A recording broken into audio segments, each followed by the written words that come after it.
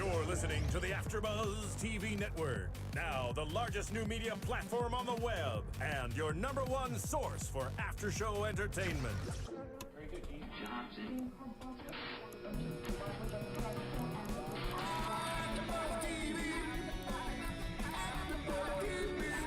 The AfterBuzz Studios in Los Angeles, California. Presented by Maria Menounos and Bing.com and streaming live thanks to Akamai Technologies. This is AfterBuzz TV's The Real Housewives of Miami After Show. We'll break down tonight's episode and get you all the latest news and gossip. And now, another post-game wrap-up show for your favorite TV show. It's AfterBuzz TV's Real Housewives of Miami After Show.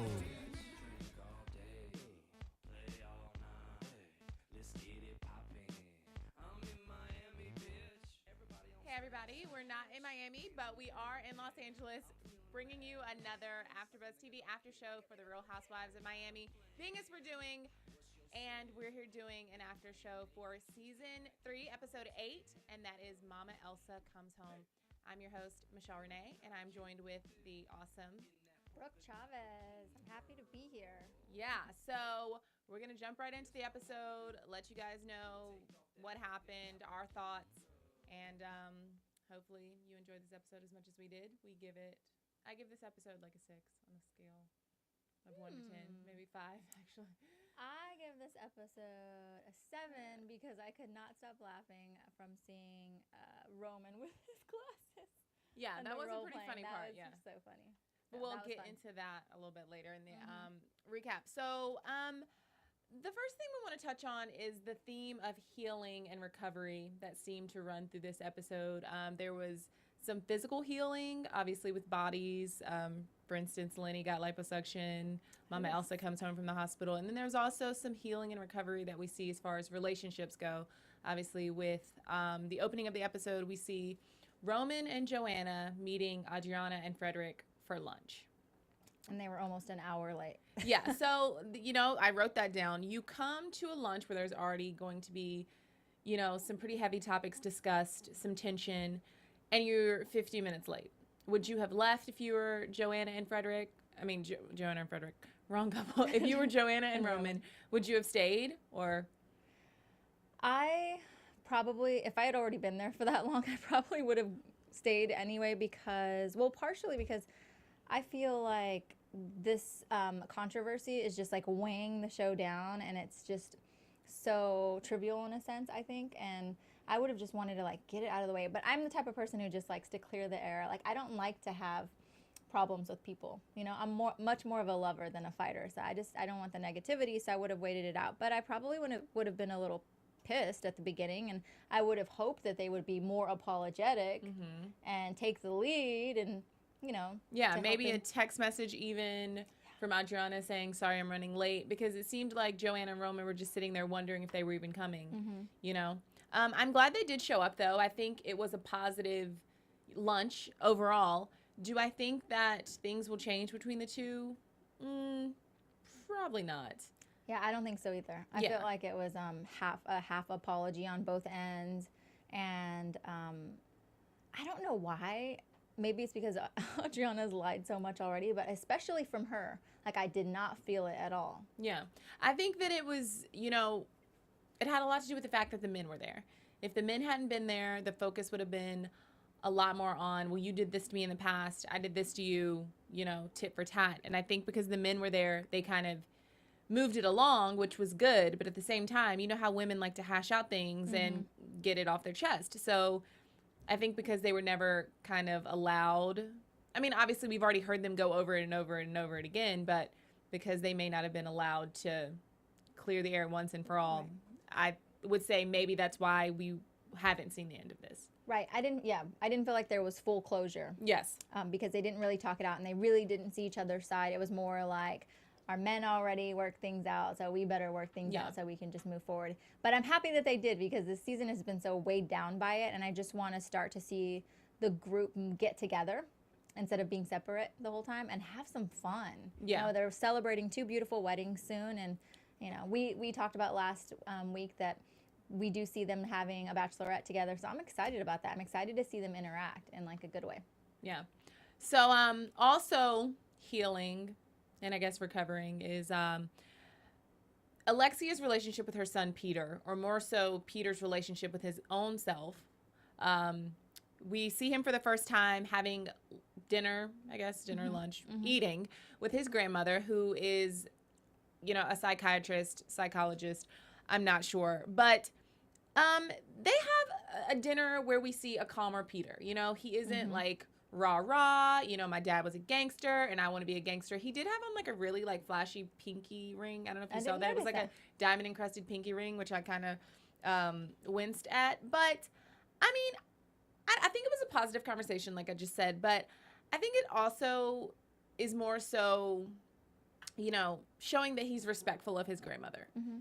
Yeah, I saw a different side of Peter today on today's show, and I really liked it. I felt like he was more open and willing to talk about his pain. He seemed more introspective for once, and he's finally showing some maturity. So that was refreshing to see. And yeah, he was very, very respectful of his grandmother. And then when we see him talking to Alexia, his mom, later on, you just see a sensitive side to him. And I'm understanding more why it is that Peter was acting out as much as he was, obviously because of his issues with his dad, but also because of his dealing with Frankie's horrible accident that's affected the whole family. So we see that they're slowly healing.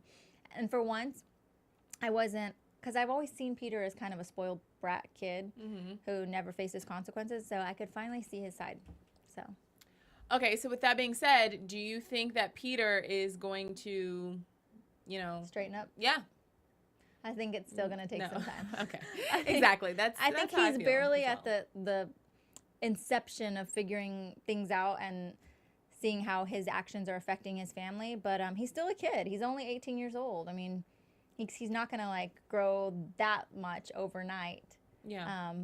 But I hope that he sees that if he continues to make the wrong decisions, I mean, he could really hurt himself, hurt his family, and, you know, wind up in jail like his dad, which, you know how they keep saying, like, your dad was such a loser, and then it's making him feel like maybe he's a loser. And sometimes when you see something negative and you're thinking about it and people compare you to this negativity, sometimes it's a self-fulfilling prophecy in a sense, because he's like, I want to be a gangster. My dad was a hustler. I'm a hustler too. I want to be a rapper.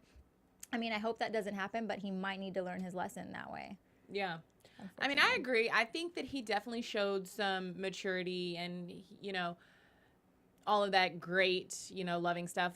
But at the same time, while he recognized, oh, this is why I'm acting out, it seems to me like he still wants to be a gangster and like thinks it's cool to be a hustler and all this stuff. So while I do commend him for, you know, moving forward and recognizing that he has acted out in the past and kind of diagnosing the problem, I think that he still wants to, you know, live out that part of his life.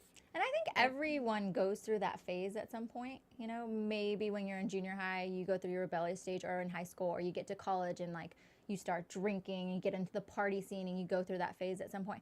And I think that's just where he is right now. I mean, he's not even drinking age yet, but I'm sure he's like smoking weed, I think. I mean, half of the time I've seen him, he seems high, but maybe that's just me.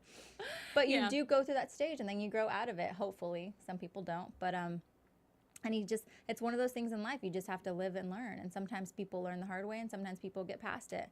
And, you know, it's even more difficult for him because he's in the limelight now, and there are all these extra people watching him. So, yeah. I will say that, you know, at the first scene we see with Peter, he's with his grandma. And then we see him talking to his mother. And I think it's interesting that all the focus is on Peter and how Peter needs, you know, therapy for his relationship with his dad or lack thereof. But I think that Alexia has some, you know, unresolved issues from their relationship that she needs to deal with. With the ex? With the ex. Not with her and Peter. I mean, I just think she needs to, I don't know, wrap it up. When she's talking about her experience with her ex, I just see, like, ex-mob wife who, like, needs a serious therapy session to, like, let go of the life. You know what I mean? I feel like she ran away from it. She never resolved those things. And then she just jumped right into her relationship with Herman, who kind of swept her off her feet and gave her everything she needed. So she didn't really ever go through that much of a change. Now she's with Herman, who's still you know, she's still living in the lap of luxury, but it's legit. Apparently, I don't know. And so, I don't know. There's a lot she still needs to work through. All the tears and, you know. Yeah, and she's yeah. I was like, whoa. Oh, and I was surprised to hear too that she said at one point that she was suicidal when she had to make the decision to leave Peter's father, and when he was away. So I mean, that I have to say though, she's a pretty strong woman. Yeah, she's been through a lot, and then now with Frankie. Yeah, and we know that her mother didn't support it, so that had to have been even more difficult because, like, her mom says, you know, your dad was a loser. So I'm sure. I mean, no one really is probably going to encourage their daughter dating a gangster and pimp and drug dealer and all that stuff. So yeah. That was something to say about her too, right? That she chooses that kind of man, where he's living dangerously, and because I think she knew what was partially knew what was going on. She probably didn't know the depth of it, because she said that, you know, the feds would show up at her house, and she had no idea that, like, it was as deep as it was. But for you to even know that, even if you knew that your man sort of sold drugs on the side, right? Yeah. I mean, that says something about you and, like, what you like, and you like the danger, and, you know. Yeah. But it's like, at what point has it gone too far? You know, I don't know if she found out at the beginning of their relationship about his lifestyle, or if it was, like, already after she had fallen in love, even after she had, like, you know, been pregnant. So it's like, what point is too far gone? Right. Well, that's another thing. I recall her saying, he got put in jail the first time when Peter was 13 months. Do you remember that? He went away when he was 13 months. Or did she say 3 months? No, 3 months. 3 months. You're okay. right. 3 months. Sorry. So that means he got out, and then she had another baby with him, obviously, because Frankie. Yeah. So she obviously wasn't done with it right then and there, and she was okay with it. And then he got put back in jail again, and then, you know, apparently he's out now, right? Well, she might not have had much to do with that. I mean, if you get out of jail, like, you're probably gonna, unlike Roman, you're probably gonna be looking after some, sex. So she may not have just, you know, she may have been that's what you're saying. a victim. Yeah, that's what I'm saying. That she probably, even if she didn't want to hook up with him, even if she was trying to escape, like, he was like, hell no, I've been in jail for like 2 years. No, but they tried to make it work. Like, they tried to make the. I know. I'm just. I remember her saying too. Her mom was like, if you're gonna stand by your man, you're gonna be there for him. That's the life you want to live. I'm out, and she stood by her man. And but then after a while, she just couldn't take it anymore, that's what she said. Yeah. She finally had to be done with him and move forward. Yeah, and maybe that's part of, like, the Cuban culture. I don't know, because she is Cuban. That seems to be, like, a big part of her identity. You know, she's always identifying as Cuban. I don't know. I'm not Cuban, but no, I mean, I'm Latina. I think it's definitely part of the Latin culture. You know, like, you stand by your man. You stand by your family. I mean, family's everything. Like, no matter what happens with family, blood's thicker than water, and you're there for them. You know, so. But, you know, you can only stand by someone for so long. Yeah. Well, only time will tell in this situation, you know, but hopefully, I mean, Peter doesn't make the same mistakes that his father did. We'll be watching. Yeah. That's season 5. Yeah, really. So, speaking of healing, then there was, like, physical healing, obviously, in the episode. Briefly, just to touch on the fact that Lenny got liposuction. Oh my gosh, that was so gross. I mean, I never saw him as fat, you know. Anytime they've shown him on the show, he looked pretty in shape to me, maybe like a kind of a little beer gut. But every man that's his age has that. Nothing, you know, out of the ordinary where I would say, oh, he's fat, you know. So, I mean, that was a little, I don't know, not strange to me, but it just kind of caught me off guard a little bit. Apparently, Lisa is the one who was like, you need to get lipo. And it looks so horrible. And he looked like he had a hole, like, right in the middle. Yeah, like, is that how they do it? They just kind of... I don't know. Well, if you're a plastic surgeon, though, you know what to expect. And you would just... I would ensure as a plastic surgeon that my friend, or whomever it is that's doing it, would... Shouldn't he have, like, a bandage on that gaping wound? Or, like, I don't know. And he was, like, bruised, and then he had all these bruises on his arm when he was laying in the bed. But I hear, though, that when you get liposuction in one area, you have to get liposuction in, like, every area of your body. Because if not, whenever you, like, start eating again, like, the weight will go, like, just...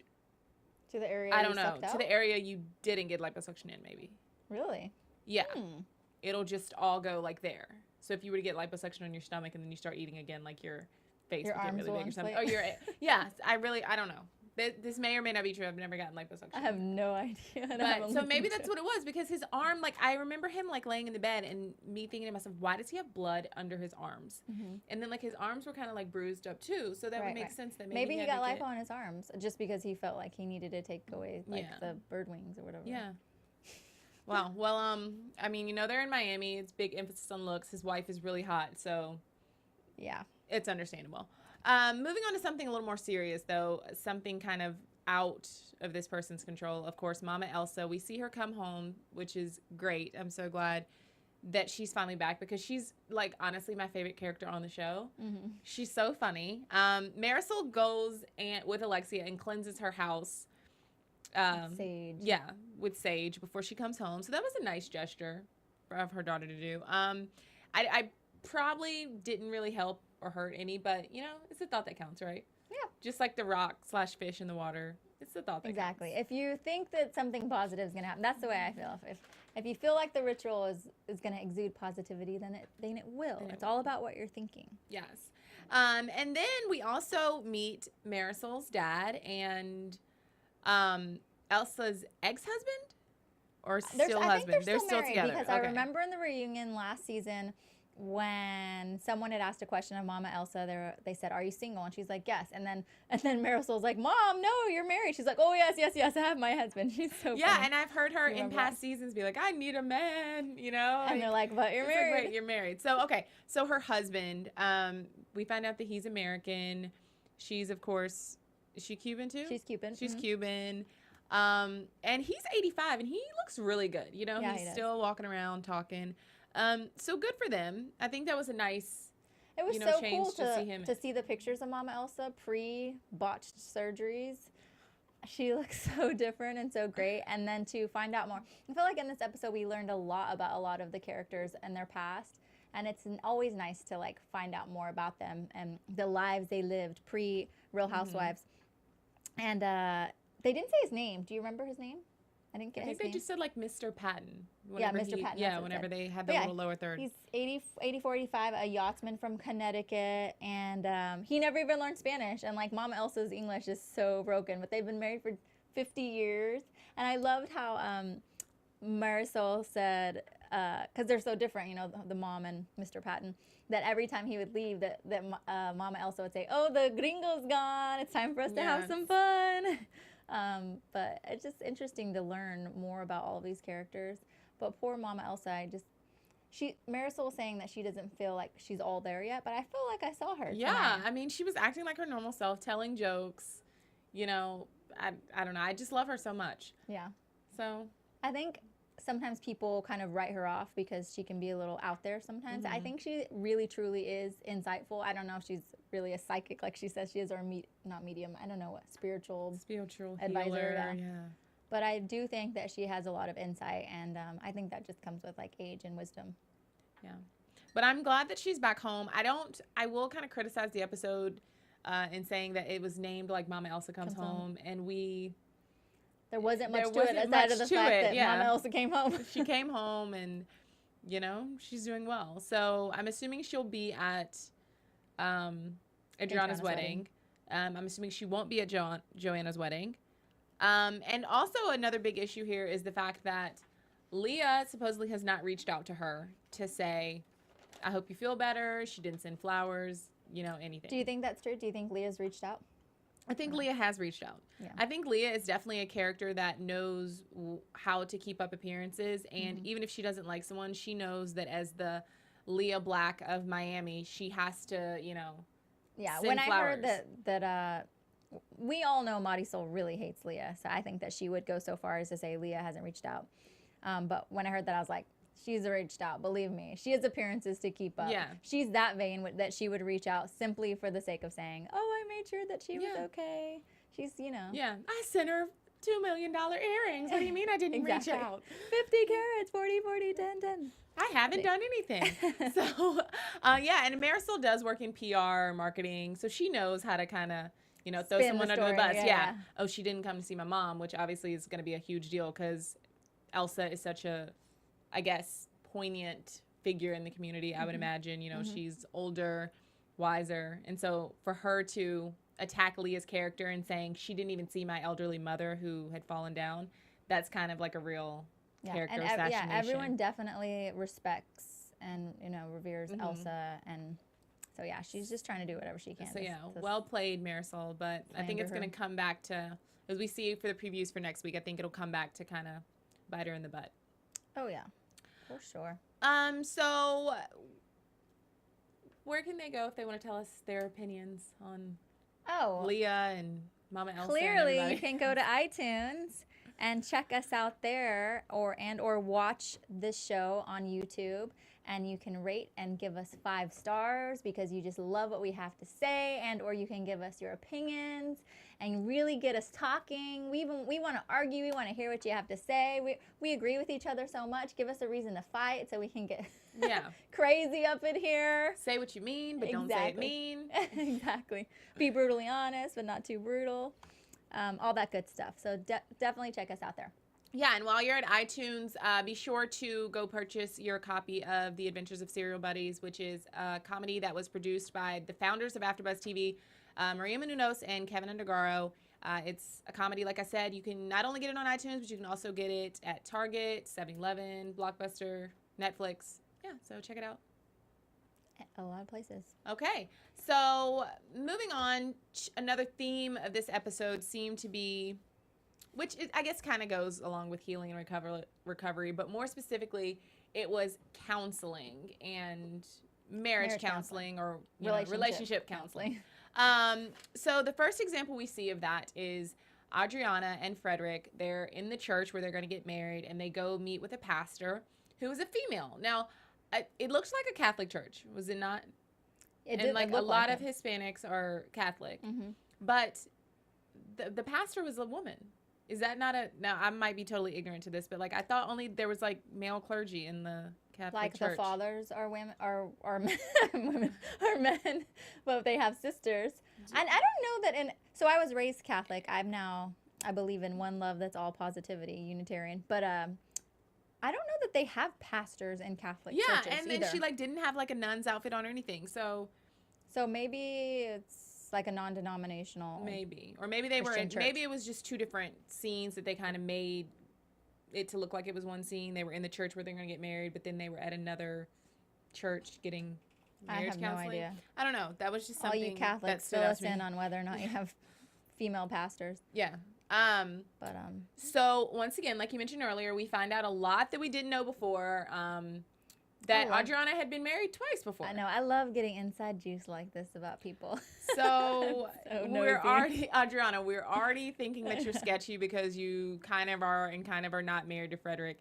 And you want to keep, because we already knew she was married once before. Right, we did. And he cheated on her big time. Yeah. She gave us that whole sob story. Yeah, then that's Alex's dad. Right. But all of a sudden you want to drop the bomb that you were married a time before that. Like, nah.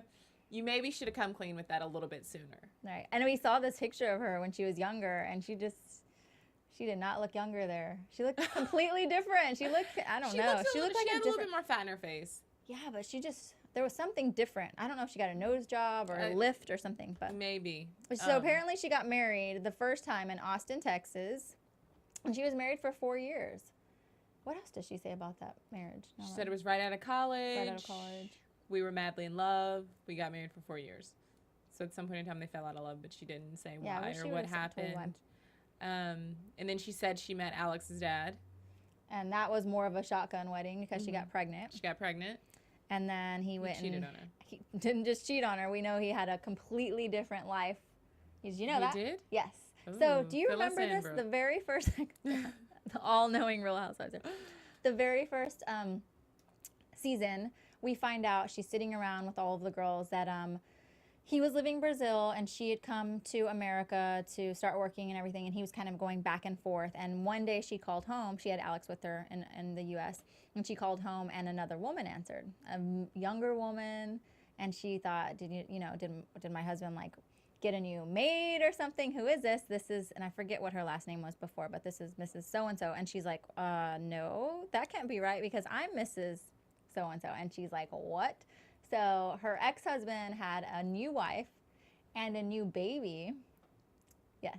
Dang. And was living two separate lives, one in Brazil and one in the U.S. And she freaked out. And this is when apparently she decided to stay in the U.S., but she had like no money, nowhere to go. And Leah took her in, her and her son, and helped her. And, you know, she was really struggling, and she had to figure out how to stay in the U.S. And it was horrible. And the way she tells a much better story with her accent and all of the dramatics. But yeah, I can't imagine like calling home and I'm like, oh, I'm talking to my husband's wife. And she had just had, I think she said there was a baby crying in the background or something, like she had just had a newborn baby. Oh, God. Or something. So. And even more of a slap in the face when we later learned that her father cheated on her mother. Right. So it's like when you have an experience like that, it's already kind of sucky. But then on top of that, you come from a broken home where the same situation happened. Right. So, when she was 18, she found out her father cheated on her mother, and they had this huge divorce. And she specifically said, you know, basically my dad was gone then, and the absence of my father created this monster inside of me. And I can definitely see that monster, Adriana, because she's just the type of person who lashes out. I also feel like she just feels like she can do no wrong too. Like even when she apologized to Joanna, she never really said like, I screwed up, I shouldn't have done what I did. It was more like, okay, let's just put this behind us. She's like so feisty and stubborn. Like that's partly the Latin woman in her, and I think that's like her being scarred from like the way her father did her. She just feels like, you know. Yeah. It's like she probably was a nice, back at the picture that we saw, the picture we saw when we were talking about the nose and the face, she probably was like a really sweet girl then that was all like this hopeless romantic, and now she's probably been jaded, and it's the result is like the Adriana we know. And that happens to a lot of women, like sadly enough. It's like, you know, I saw Nothing like a quote today. Woman. Yeah. Hell hath no fury like a woman scorned. Yeah, there we go. Is that the quote you're talking about? No, I saw another quote that was like, I don't know, I don't want to get it wrong, but it was like, some women are like bitches because they don't want to get hurt, and some women were hurt, so now they're bitches, or something like that. And I was like, oh, kind of. So regardless, we're bitches. not bitches like that, but just like, you know, mean or like angry or bitter. And I get it. It's like some women are bitter because they don't want to be hurt, and some women were hurt, so now they're bitter. So it's kind of like a, you know, lose-lose situation for women. Right. But I mean, with all of the drama that she reveals in her life, it made me kind of realize, and obviously I don't really know Frederick, but with him telling the story of his parents' relationship and his, you know, whole demeanor that we've seen throughout the show, I think it just reaffirmed for me that they seem like such a great match for each other. That, like, I just can't see him doing anything like that to her, you know? That of all the men that she's maybe dated in the past, like, I think that this, you know, the third time's a charm for her. I hope so. I don't put anything past any man. Yeah, of course. That is so horrible, but the truth. You know, you always think, I can't see this person doing this to someone, and then... No, I'll eat my words. Like, next year, they'll be getting a divorce. But you're right, and Frederick says that, you know, I had the picture perfect life. His family, his mother and father are still together, like 50 years. Yeah, and they had a wedding renewal or anniversary or whatever last year on this show. But she does need a man like him. She needs a man who's going to, like she said, he puts up with me, like he accepts me for who I am, and they're pretty much polar opposites, I think. He's quick to forgive, and like he's not as like fiery and feisty as her. So I mean, I hope it works out. Yeah, I do too. You just never know. You do. You never know these days. So we also see they do this a lot this season. They show Adriana and Frederick, and then they juxtapose it with a similar scene from Joanna and Romain to add to the drama. Other couple. Yeah, the other having couple. a wedding, preparing for a So wedding. they are going through sexual counseling, I guess. They're seeing a sex therapist. That's correct. And the first time she went, he didn't show up, which I think probably worked out for the better. You know, she could speak to the therapist. The therapist got to know her one-on-one. And now we see in this episode that Romain comes in and opens up to the therapist, whose name I didn't catch. I didn't catch We don't know her name. But I like her, though. I think Yeah. she's a good therapist. I like her. I want her to counsel me. She's got a likable personality. I don't even have a boyfriend. But if I did get a boyfriend or a husband and he didn't want to With your hook up with pretend me, boyfriend for now. I'll visit her for counseling.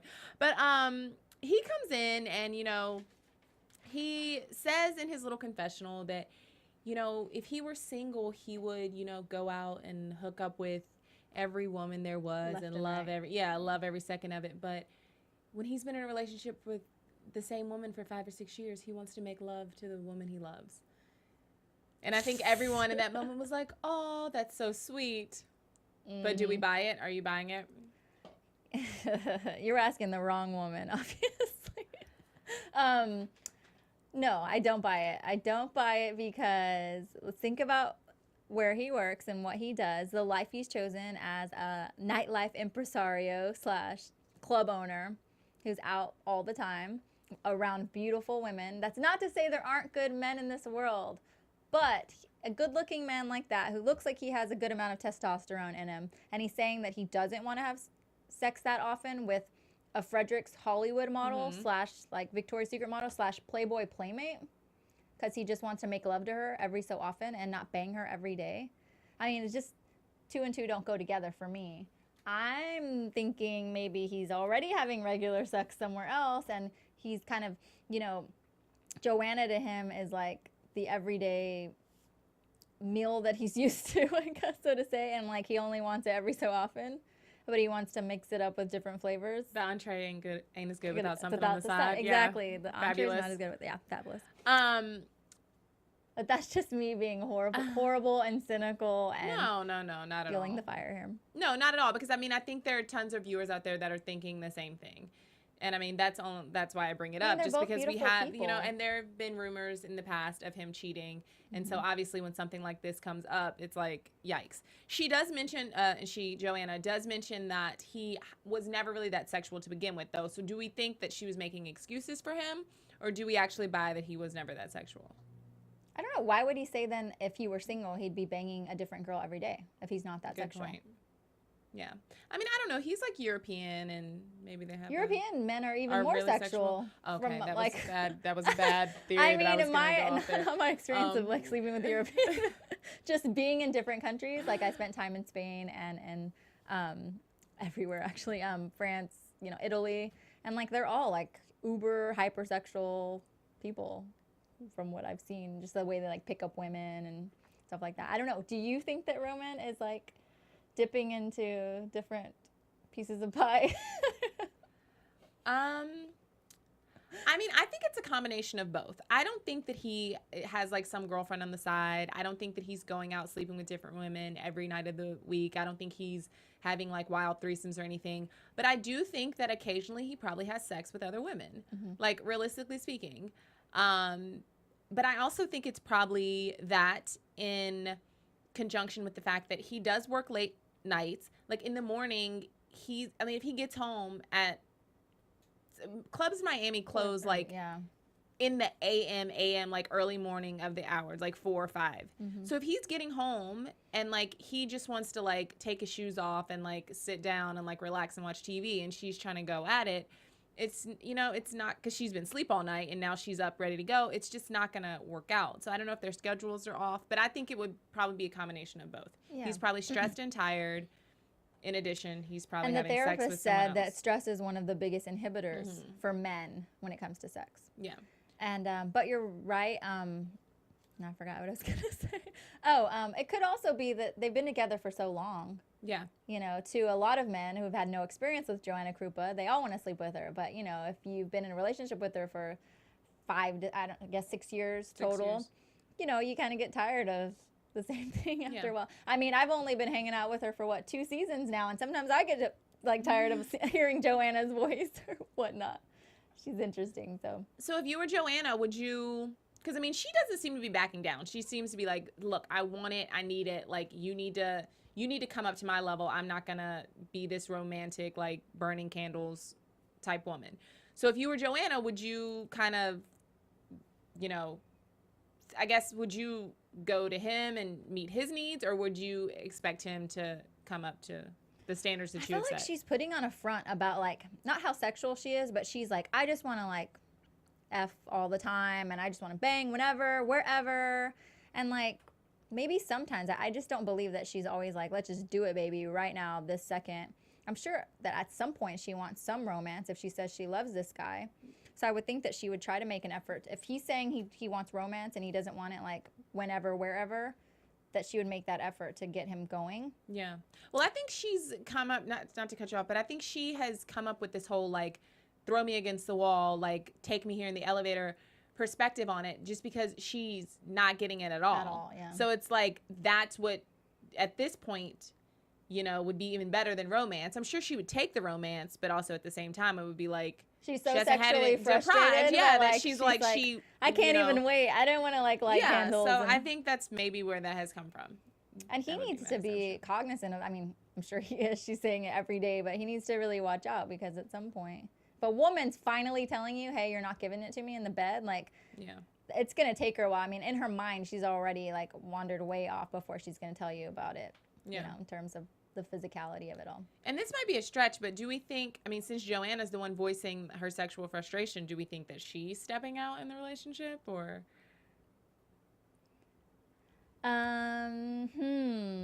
Now that I think about it, no. I mean, I had that thought from the get-go when she said, I like sex, I want it all the time. And Roman was like, the reason that we're having problems with the first time she thought that he was, or not thought, he was basically cheating on her. Maybe it was just emotionally, but she got all those text messages and everything.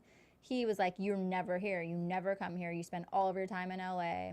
And then she, we hear stuff from Joe Francis about her character and everything. And we know, sketchy LA sometimes and all of those scenes. So I think that she's definitely like went out on him probably many times. At this point, who knows? I mean, the girl's so busy too. Yeah. But if she's that like sexually frustrated, I'm sure she's getting it in somewhere. Yeah. I mean, I don't know. I kind of give people the benefit of the doubt a lot, but I don't see her. I think she puts up a lot tougher exterior than she really has. And I think she's very, emotional and sensitive. And so I don't see her doing it. I don't think they make a good fit, to be honest with you. From the very beginning. I mean, they look great together, but. Oh, that was another great thing about this episode. Seeing the modeling pictures of Roman back in the day. Oh, my goodness. He looked real good. So good. Real good. What's changed? Has he gained weight, or is he just like buffer? It's a little more muscle. It wasn't like a fat type knees liposuction like Lenny situation, but he just looks more meatheadish. Yeah, right? And maybe a little bit older, a few more wrinkles. Yeah. Like there you see like Italian male model, even though he's not Italian, and now he just looks like Guido Juicehead a little bit, which but still hot. So to combat, I guess, these issues they're having in the bedroom, their therapist gives them two ideas. The first is that they have to schedule 2 nights of the week that they're going to, get it on, which I guess it's a good idea. And then secondly, they have to do this whole role play scenario, which is hilarious. So funny. Yeah, it's like, that was so fun. It's so funny. I'm surprised that they kept, such a straight face in their characters as long as they did. We see him kind of cracking up a little bit later towards the end of the date, but I mean, I think that's a fun, cute idea for like anyone, even if you aren't having, marital problems. Yeah, sexual issues. Why not spice things up a little bit? Joanna looks great, and so Joanna's wearing a brown bob and great eye makeup. She just looks so great. And then we see Roman. So Joanna's playing like this Russian ballerina at the bar, and Roman is like Mr. Wall Street, I guess, with these glasses. He's a pilot. It reminded me. Have you ever seen the movie When a Man Loves a Woman? Not that I can recall. Okay, so it's older. I think it's done in the mid-90s, but they role play, and this guy's a pilot too, so it's kind of the same deal. But the minute they like meet up with each other, they just get straight to it. They were role playing, but not, because they're going back and forth and just talking about sex right away, which I was like, come on, if you really met someone, you wouldn't just be like, I'm a ballerina and I'm really flexible and I love to do splits. I mean, maybe you would if you're that type of girl. I don't know. It's just so funny. But and then we see them, after the role playing and the bar is over, they of course go back to the hotel room, have a few glasses of champagne, and I'm just imagining that has to be so awkward to like do this while the cameras are in. I mean, obviously we didn't see them like have sex or anything, but that's got to be so uncomfortable. Yeah. I don't think I would be able to do it. Like the cameras are in there. There's probably like at least 2 people in there with cameras while you're like dry humping your fiance and he's like spanking you on the butt and you have lingerie on. I mean, I guess she's used to it because of her profession, but to me that was just kind of like. I think she had already been like 8 drinks in, because remember we see her taking shots, so she was trying to like loosen up. But what actually happened? So she's like, well, I decided to turn into this dominatrix. And he kept saying, why you do that? Why you do that? And they're under the sheets. I'm like, what is going on? And then they just stop. So I don't know what she's doing. Do you know?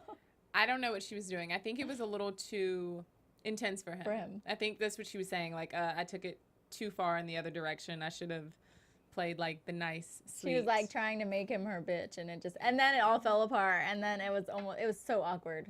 Yeah. When they stopped, it was like, okay, so this did not turn out the way it was supposed to. They had to have like legitimately like had sex that night though. Like if they didn't after all that, then there's no hope for their relationship. So I'm assuming they did just after the camera crew left. What if they're just saying that they're not having sex to us for their plot line to be interesting? But they're like totally normal and doing it every night. I just can't imagine that they're not, and they've been together this long, and they're just. Well, 6 years, that's a long time. So I can imagine maybe they're not. I don't know. That is a good idea, though. I mean, not a good idea, but a good theory. Just something to like make the relationship more interesting. Yeah. To say this. So. Speaking of things that were not interesting, the last scene of the night is Adriana's bachelorette party. Let's just talk about that really quickly. I know it was one of the best bachelorette parties we've ever seen on television. So, I don't know, thoughts?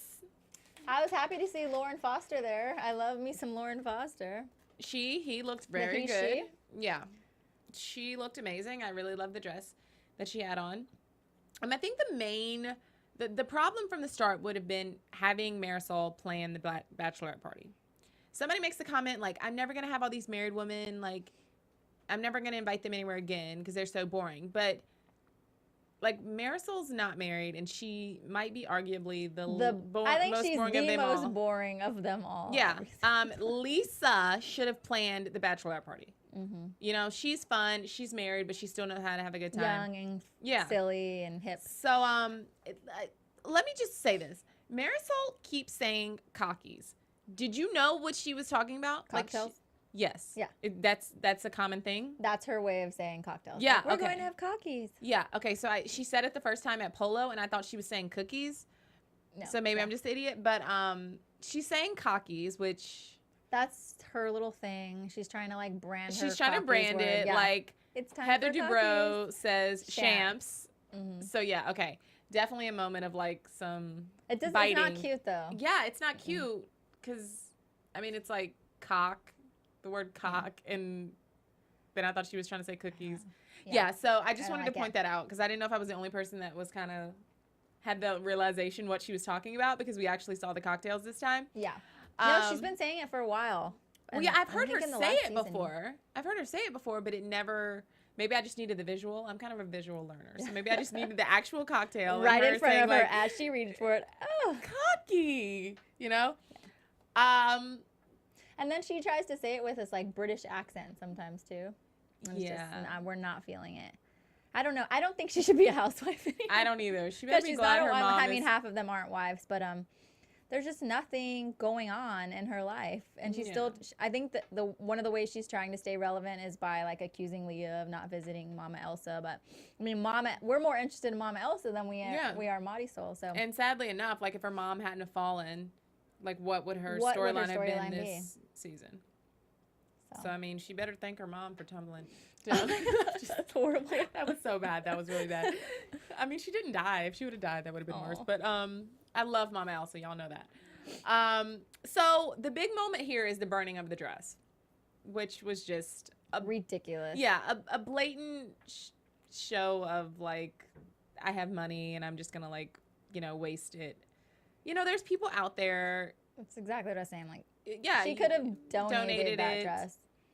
So here she is saying, I stuffed this dress in the back of my closet and I kept stuffing it until I could no longer see it. So she's trying to be all metaphorical about what she was trying to stuff up with the wedding and having been married or whatever. She's like, I finally have to put it out in the open, and they burn this dress and just waste a decent dress. Mm-hmm. That probably was not cheap to begin with. Yeah. I would imagine. I don't know. It was just so, it fell limp. Yeah, and it wasn't even like a dramatic, like, burning. know, they should have put a bomb, like threw a grenade on it or something. Like, it just kind of burned, and it didn't even burn evenly. So it was a crash and burn. Like, I feel like they were really, really bored. At this point, they did not know what to do in order to make this last little event interesting. So they're like, let's burn this dress. Yeah. What I will say about the bachelor party, which is interesting, especially considering what we know from the previews, is that despite the conversation that happened at the beginning of the episode with like Kumbaya, like I forgive you, Joanna, I forgive you, Adriana, Joanna wasn't at her bachelorette party. Right. So, but we obviously see that Adriana is going to be at Joanna's bachelorette party. They so go to Vegas and hopefully do it up big. Again, maybe that was a moment of Marisol didn't invite Joanna, and so that's why she wasn't there. But if they had truly made up, Joanna didn't miss anything, though. So. She didn't. I'm sure maybe she was invited and knew it was going to be boring, so she made up some excuse. They should have brought Hannah or something, just so she could talk crap about people and get a little controversial. Yeah, why wasn't she there? I know. She's part of the Cuban Mafia. Yeah, that's surprising. They should have brought her in. I did like everyone's outfit, though, especially the blinged out jumper. Who had the blinged out jumper? Alexia had on a jumpsuit made of, like, all sequins. And at first I was kind of like, is that like tacky? And I was like, no, I love it. But I want that. The sweater, the bright green sweater With that she was wearing, that one, you didn't like wasn't that feeling that. Although I have to say, we looked up her age because we were thinking we're putting two and two together. But she's 44 years old and she looks pretty darn good. She does look good. Cuban Barbie dolls, looking good for her age. Yeah. So with that just about sums up the episode. We can get into some predictions. Yeah, let's do some predictions. And now, your AfterBuzz TV predictions.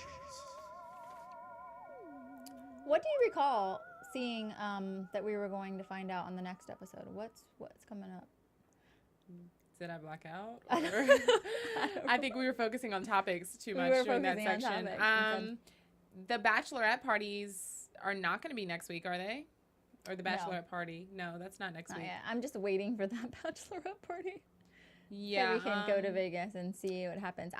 I'm ready for the girls to merge, and so I predict that because we're ready for the girls to merge together, the producers are ready for the girls to merge together. They're gonna somehow get them to all agree that they are going to celebrate these dual weddings by going to Vegas eventually. Yeah, there's a party. That's what we saw. There's a party. Marisol blows up on Leah for not supporting her mom. Oh, right. They're on a red carpet, and then Marisol lets out the whole you didn't go and see my mom. And so I predict that Leah's going to find some evidence to somehow show that she visited Mom Elsa. Yeah. I predict that Leah did support Mama Elsa and that Marisol is just trying to stay relevant. And I predict that she won't be a housewife next season on the Real Housewives of Miami. Let's hope. Too harsh? So, she needs to focus on her PR career. Yeah. Thanks for watching, guys. Between now and next week, if you want to see what I'm up to, you can follow me on Instagram and Twitter at Michelle Renee LA. Yeah, let us know your comments. Give us any more juicy info on any of these housewives. You can comment to us on Twitter or Instagram to me at Brooke Chavez LA. From Bing.com, executive producers Maria Menounos, Kevin Undergaro, Phil Svitek, and the entire AfterBuzz TV staff, we would like to thank you for listening to the AfterBuzz TV network. To watch or listen to other after shows and post comments or questions, be sure to visit AfterBuzzTV.com. I'm Sir Richard Wentworth, and this has been a presentation of AfterBuzz TV. Buzz you later. The views expressed herein are those of the hosts only and do not necessarily reflect the views of AfterBuzz TV or its owners or principals.